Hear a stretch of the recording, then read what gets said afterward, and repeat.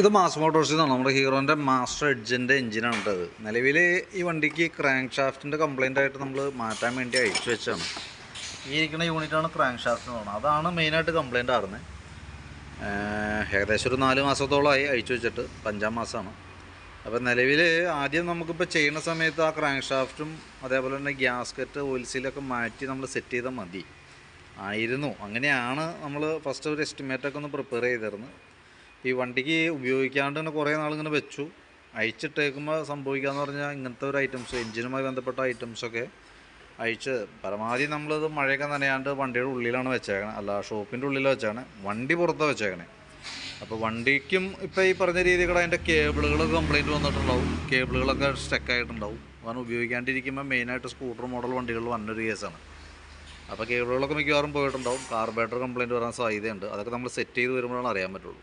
ഇപ്പോൾ ഇതുമായി ബന്ധപ്പെട്ട് നമ്മൾ നോക്കുമ്പോൾ അതിൻ്റെ സിലിണ്ടർ ഉണ്ടല്ലോ, ആദ്യം നമുക്ക് സിലിണ്ടറിൻ്റെ കംപ്ലയിൻറ്റ് നമ്മൾ പറഞ്ഞിട്ടുണ്ടായില്ല. സിലിണ്ടർ പിസ്റ്റണിൻ്റെ റിങ്സ് മാത്രം മാറ്റി സെറ്റ് ചെയ്യാമെന്നുള്ള രീതിയിലൊക്കെയാണ് എസ്റ്റിമേറ്റ് പ്രിപ്പയർ ചെയ്തത്. ഇതിനകത്ത് നമ്മളിപ്പോൾ സെറ്റ് ചെയ്യാൻ വേണ്ടിയൊക്കെ എടുത്ത് നോക്കണ സമയത്ത് ഇവിടെ ഞാൻ ക്ലീൻ ചെയ്ത് നോക്കിയിട്ടും അത് റെഡി ആവുന്നില്ല. ഈ സൈഡൊക്കെ അത്യാവശ്യം ആ ബോറിനകത്തൊക്കെ തുരുമ്പ് പോലെ പിടിച്ചിട്ട് ക്ലീൻ ചെയ്തിട്ടും അത് റെഡിയായി കിട്ടുന്നില്ല. ഇപ്പം നമുക്ക് എന്ത് ചെയ്യണം, ഇനിയിപ്പോൾ ഈ സിലിണ്ടറും കൂടി ലേറ്റി കൊടുത്ത് ബോർ ചെയ്ത് എടുക്കേണ്ട ഒരു സിറ്റുവേഷനാണ്. അറ്റ്ലീസ്റ്റ് ബോർ ചെയ്ത് എന്തെങ്കിലും ഇടണം. അല്ലാന്നുണ്ടെങ്കിൽ compression leakage, starting complaint repeat വരും.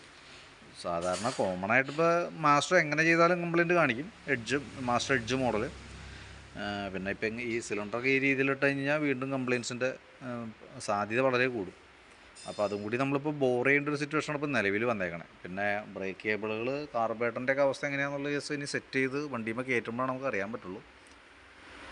അപ്പോൾ എന്തായാലും വണ്ടി ഒരുപാട് ലേറ്റായിട്ടാണ് ഇപ്പോൾ നമ്മൾ വർക്കിന് എടുത്തതാണ് കേട്ടോ. പിന്നെ ഇപ്പോൾ അതും കൂടി ഒന്ന് ബോർ ചെയ്ത് വന്നതിന് ശേഷമാണ് നമുക്കിനി സെറ്റ് ചെയ്യാനായിട്ട് തുടങ്ങാൻ പറ്റുള്ളൂ.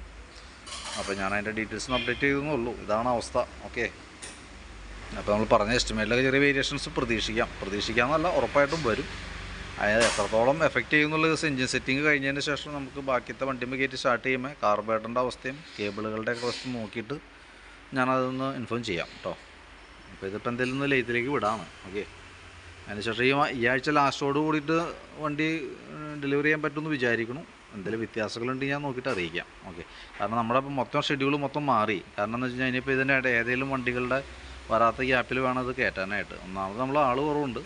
പിന്നെ എൻജിൻ വർക്ക് എന്നൊക്കെ പറയുമ്പോൾ നമുക്ക് അത്രയും ഏകദേശം നമുക്കിപ്പോൾ ഒരു ദിവസം കയറ്റി കഴിഞ്ഞാൽ ഒരു ദിവസം ഫുള്ള് നമ്മുടെ വണ്ടിയിൽ നിൽക്കേണ്ട ഒരു സിറ്റുവേഷനൊക്കെ വരും.